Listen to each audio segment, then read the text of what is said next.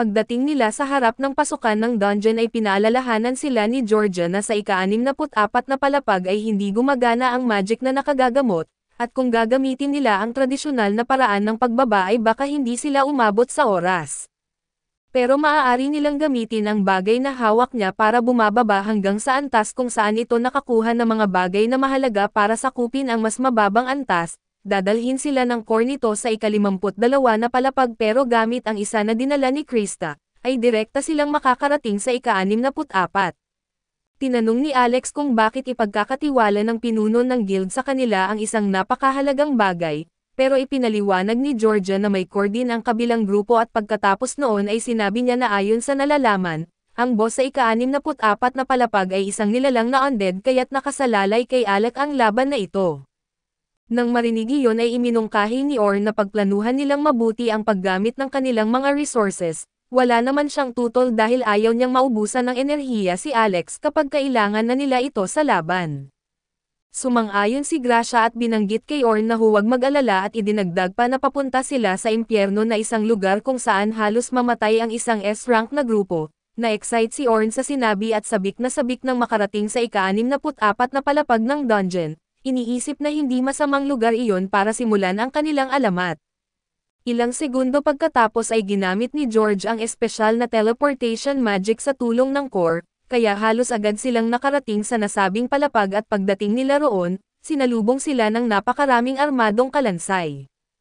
Hindi na nagsayang ng oras si Orn at agad sumugod gamit ang kanyang sibat, labis ang kumpiyansa niyang kaya niyang harapin ang mga ito pero dahil masyado siyang nagmamadali, pinigilan siya ni Georgia at sinabing hintayin muna siya dahil gusto niyang magbigay ng support magic. Sinabi ni Alex na hindi niya inaasahang may artifact si Orn kaya't ipinaliwanag ni Gracia na ang sandata na iyon ay tinatawag na Almsteka, ang itim na sibat na tumatagos at pumuputol at matindi ang talon nito at halos hindi nababasag. Dahil simple ang disenyo ay tinawag niya itong perpekto para sa isang tanga tulad ni Orn at sumang-ayon si Alex. Pero iniwan ang paksa at tinanong si Orn kung kailangan ba niya ng tulong at sumagot ito ng hindi, sinasabing kaya niyang tapusin ito mag-isa. Dahil doon ay dahan-dahan na humakbang si Alec kasama si Gracia, ngunit nakaramdam siya ng kakaibang presensya sa likuran kaya't mabilis siyang lumingon at nagbitaw ng thunderbolt sa direksyon na iyon. Tinanong siya ni Gracia kung ano ang nangyari at sagot ni Alex na baka imagination niya lang iyon, pero nakaramdam siya ng kakaibang enerhiya. Nagtanong si Orn kung ano iyon at nasaan at habang pinapalakas ni Alex ang paligid ng enerhiya, naghanda siya sa pag-atake at inilabas ang kanyang mahiwagang espada at umatake sa unahan at pag-atake niya, tumama ang espada sa hangin at doon lumitaw mula sa pagiging invisible ang isang Grim Reaper. Dahil dito ay napatunayan ni Ernest ang hinala niya na buo pa rin ang kanyang matinding instinct. Nakalimutan ni Alex na may itatanong sana siya dahil nakatuon ang pansin niya sa kalaban na nasa harap niya. Iniiwasan niya ang isa sa mga atake nito para makakuha ng distansya. Sinabi ni Orns na huwag niya itong masamain dahil kahit alam nilang may mga kalaban na invisible, hindi niya alam kung paano lumaban-laban sa mga ito kaya't bilang mago ng isang henyo tulad niya, may tiwala siyang magagawa ni Alex ang lahat ng walang problema. Habang naiintindihan ni Alex ang ibig sabihin ni Orns, napagtanto niya ang isang bagay at ito ang tiwala at inaasahan ng iba na mga bagay na hindi na niya naramdaman sa loob ng 4 na taon at kahit nakakaramdam siya ng kaunting ginhawa, hindi pa rin niya ito matanggap ng buo. Ibinuhos niya ang inis na iyon sa kanyang susunod na atake laban sa Grim Reaper na naputol niya sa kalahati sa isang mabilis na galaw. Pagkatapos matalo ang kalaban ay tinanong niya ang mga babae kung alam ba nila ang tungkol dito at agad namang humingi ng paumanhin si Georgia, na nangangahulugang inaamin niya ang pagkukulang niya. Ipinaliwanag naman ni Gracia na hindi sila sang-ayon dito kaya't dapat kay Orns niya isisi ang reklamo. Nang walang galit ay sinabi ni Alex na singilin niya ito mamaya pero dahil napapalibutan na sila ng mas maraming halimaw, nag-focus na lang sila sa pakikipaglaban. Dahil sa sobrang tuwa ni Orns sa pagpatay ng mga kalaban at pinaalalahanan siya ni Georgia na ito ay isang rescue mission, habang si Gracia ay sumuko na lang at iniisip na wala ng pag-asa at habang muling nakikipaglaban, ginamit ni Georgia ang spell boost kina Alex at Orns para mas epektibo silang lumaban. Pero habang dumarami ang mga halimaw ay sinabi ni Alex na maghanda sila sa likuran niya para sabay-sabay niyang tapusin. Pagkapwesto nila ay pinakawalan niya ang isang malakas na thunderbolt sa malawak na lugar, na sumasapol sa buong grupo ng mga kalansay gamit ang matinding kidlat. Pagkatapos ng laban ay tinanong ni Orn si Alec tungkol sa Thunderbolt dahil iyon lang daw ang ginamit niya laban kay Lil, at naaalala niyang dati mas marami siyang ginagamit na uri ng mahika at nanahimik si Alex ng ilang segundo. Naalala ang ilang hindi kanais-nais na sandali noong miyembro pa siya ng grupo ni Regulus. Ayaw niyang magbigay ng detalye kaya't sinabi na lang niyang ginagamit niya ang Thunderbolt dahil ito ang pinakamabilis ihanda. Sa kanya idinagdag na dapat silang magpatuloy at hinaharangan siya ni Orns at sinabing maghintay muna, gusto nitong malaman kung bakit may mga itinatago siya. Tumalikod si Alec at binanggit na nag-i-imagine lang ito pero sinagot siya ni Orns na imposible niyang malinlang ang isang henyo tulad niya. Bigla namang gumagalaw ang pasilyo at dahil sa malakas na ingay ay inakala ni Georgia na iyon ay ang boss ng palapag. Upang kumilos agad sa rescue ay ginamit ni Georgia ang spell boost sa lahat, dahilan para mas bumilis ang kanilang paggalaw at napansin ni Alex na sobrang bilis ni Orns, dahil sa isang iglap ay nawala na ito sa kanilang paningin. Sumang-ayon si Jorg pero nilinaw ni Alex na alam naman niyang mabilis talaga si Orns at ang nakakabilib sa kanya ay ang mahika nito. Dahil sa sinabi ay napapahiya si Jorg pero habang nag-alangan pa siya ay hindi siya pinansin ni na Alex at Gracia nang mapansin nilang malapit na sila sa destinasyon. Ang lugar na pinasok nila ay isang malawak na disyertong bahagi, kung saan nakatayo si Orns na mahinahon at pinagmamasdan ang paligid, samantala sa isang adventurer ang sumisigaw ng tulong habang tumatakbo palayo mula sa isang napakalaking halimaw. Kahit halatang desperado na ang lalaki ay sinabi ni Orns na mukhang ayos lang naman ito at tinanong ni Alex kung ano ang nangyayari dahil hindi niya maintindihan, at ipinaliwanag ng iba na ang taong nanggugulo sa halimaw ay si Loki Silverian na isang support mage na madalas magpakasiga at ayon pa kay Orns, siya raw ang pinakatangang tao sa buong Recroma. Samantala ay tinatakot ni Loki si Orns dahil hindi siya pinapansin at sinabi niyang kapag napatay siya ng halimaw, hindi niya ito titigilan kahit bilang multo at sa sandaling iyon ay nadapa si Loki at bumagsak sa lupa kaya't gustong tumulong ni Alex, ngunit pinigilan siya ni Gracia at ipinaliwanag na ganyan talaga lumaban si Loki. Nang makalapit ang halimaw ay naapakan nito ang isang magic trap at napangiti si Loki, tanda ng tagumpay ng kanyang plano at ilang segundo lang na isang sibat ng apoy ang tumusok sa katawan ng halimaw at pagkakita nito, inamin ni Alex na mahusay si Loki at sinabi ni Gracia na kung hindi lang siya nakakainis ay hindi nila itatangging magaling siyang strategist. Pagkatapos nito ay naapakan pa ng halimaw ang iba pang mga bitag sa paligid, kaya muli itong tinamaan ng mga sibat at dahil dito ay sinimulan ni Loki ang pang-aasar sa halimaw sa sobrang yabang subalit habang abala siya sa pangungutya, nagsimulang mag-ipon ng enerhiya ang halimaw upang magbitaw ng malakas na magic attack laban sa kanya. Pagkatapos nitong maglabas ng matinding sinag ng enerhiya at ang sumunod na nangyari ay mabilis na sinagip ni Orns si Loki at nadala niya ito palayo bago tamaan ng atake, sinabi ni Orns na may utang na loob na ito sa kanya, at kahit gusto sana niyang hayaan muna itong turuan ng leksyon pinilit daw ni Alex na tulungan siya. Sa oras na iyon ay humarap si Alex sa halimaw habang nasa likuran niya sina Georgia at Gracia at nang umatake ang halimaw gamit ang mga kuko nito. Agad gumamit si Georgia ng kalasag upang protektahan siya pero hindi nakabawi ng atake si Alex dahil biglang tumakbo palayo ang halimaw na diretsyong papunta kay Loki. Habang papalapit ito ay nagbibitaw pa rin si Alex ng Thunderbolt, ngunit nakita niyang hindi man lang ito tumatagos sa balat ng halimaw at napagtanto niyang kailangan nila itong matalo at nang marinig iyon, agad bumalik si Orns at tumakbo papunta sa halimaw at tumatagos siya sa ilalim nito gamit ang kanyang bilis. Hindi man lang natatamaan na habang pasan-pasan si Loki na parang sako. Pagkalapit niya sa mga kasama ay sumigaw si Gracia na kanya na ito, at mabilis niyang inihagis si Loki diretso sa kanya at pagkatapos noon ay bumalik si Orns sa kanila at inihanda ang kanyang sibat, handang harapin ang kalaban.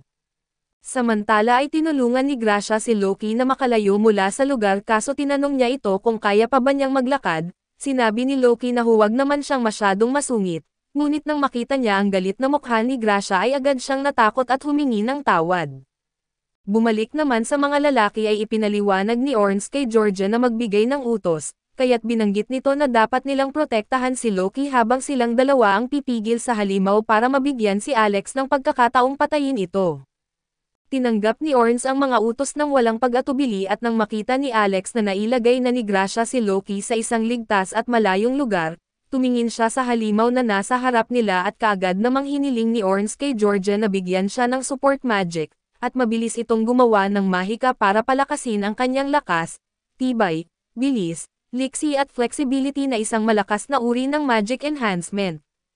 Pagkatapos nito ay mabilis na sumugod si Orange papunta sa halimaw, iniwasan ang susunod nitong atake at itinarak ang kanyang sibat sa tagiliran ng ulo ng kalaban kaso dahil sobrang tigas ng balat ng halimaw, hindi niya ito nabaon ng maayos.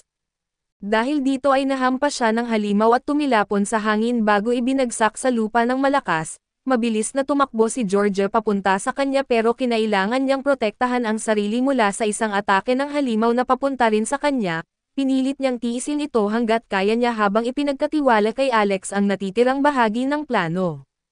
Mula sa malayo ay pinagmamasdan ni Loki ang lahat at napansin niyang may mga mukha siyang hindi kilala kaya't inisip niyang nagtipon na muli ang grupo ng Lasteng, samantala patuloy na nakatutok si Alex sa pagbuo ng kanyang mahika.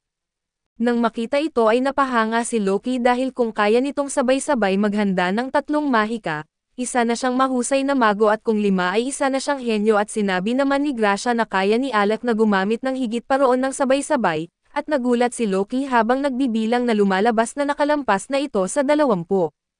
Sinubukan ng halimaw na lapitan si Alec para atakihin pero pinigilan ito ni Orange upang manatili sa pwesto. Nang dumating ang tamang sandali ay mabilis siyang tumalon palayo at natapos ni Alex ang kanyang mahika, at biglang bumagsak mula sa langit ang isang napakalakas na thunderbolt. Ilang ulit na tinamaan ng kidlat ang katawan ng halimaw mula sa iba't ibang direksyon at sa bawat segundo, patuloy na lumalakas at nagsasama-sama ang enerhiya ng mahika sa isang punto at nang makuha na niya ang sapat na lakas, itinapon ni Alec ang purong konsentrasyon ng kidlat patungo sa halimaw upang tuluyang patayin ito.